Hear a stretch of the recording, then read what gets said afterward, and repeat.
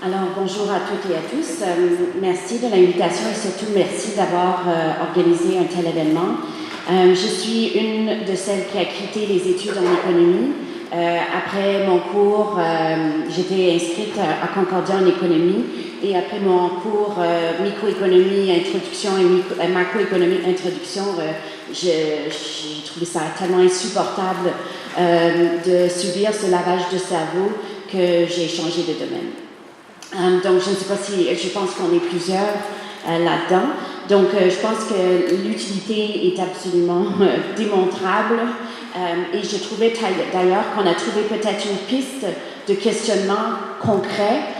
C'est à partir de l'évaluation de toutes les personnes qui quittent les programmes d'enseignement, je trouve qu'il y a peut-être une craque là-dedans qu'on peut saisir.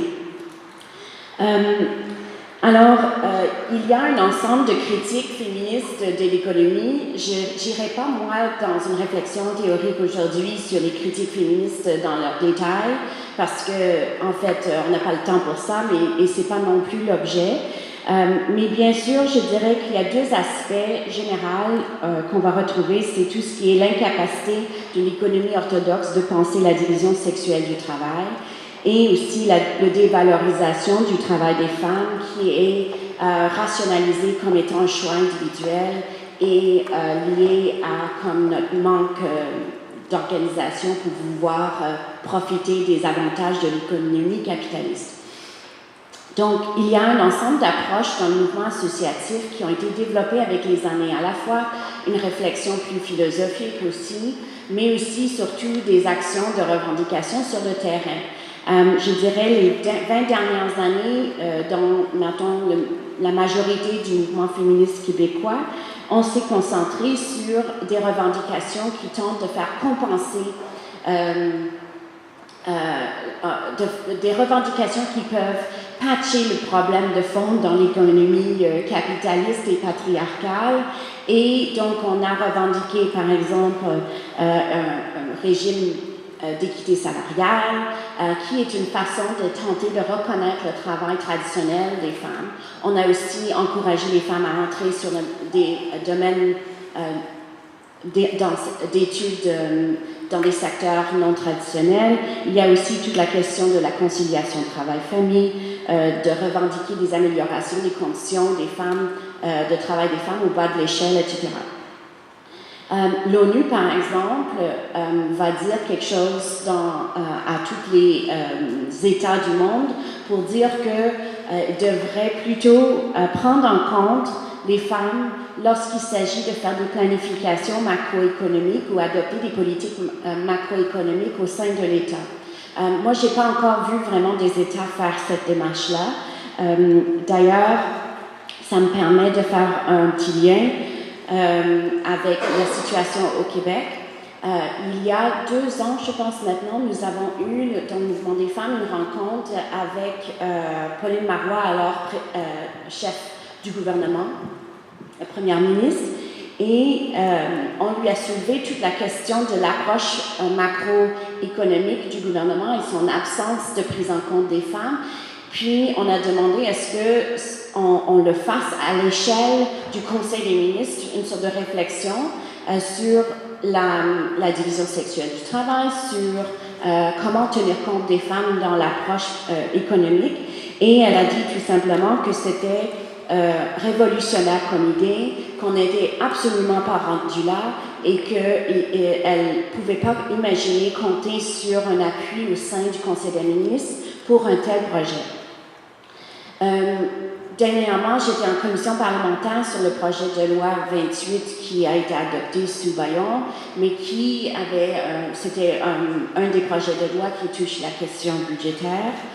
Et M. Létard nous a dit assez clairement, lors de notre passage en commission, que le budget du Québec touchait les hommes et les femmes et les enfants de façon égale et qu'il n'y avait pas d'analyse féministe ou analyse différenciée selon le sexe à y avoir. Et donc, ça pose la question justement du sujet universel masculin qui est à la base de la plupart des conceptions théoriques en matière d'économie, c'est-à-dire qu'on prend l'acteur de départ comme étant l'homme pourvoyeur et tout s'est construit à partir de ces notions-là.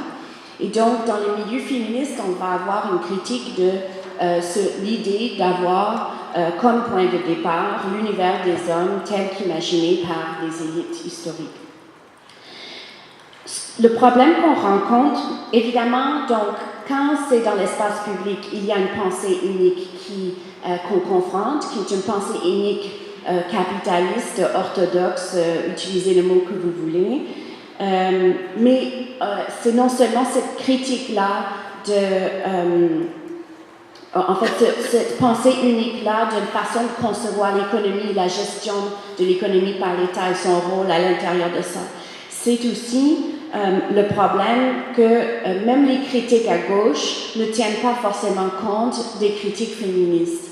Et donc, on a le défi que les économistes de gauche qui vont réfléchir à partir d'une perspective critique du capitalisme ou de l'orthodoxie ou du néoclassisme, on a le problème qu'on ne peut pas forcément compter sur eux et elles de porter un regard féministe, d'où la critique de la division sexuelle du travail qui est souvent ignorée.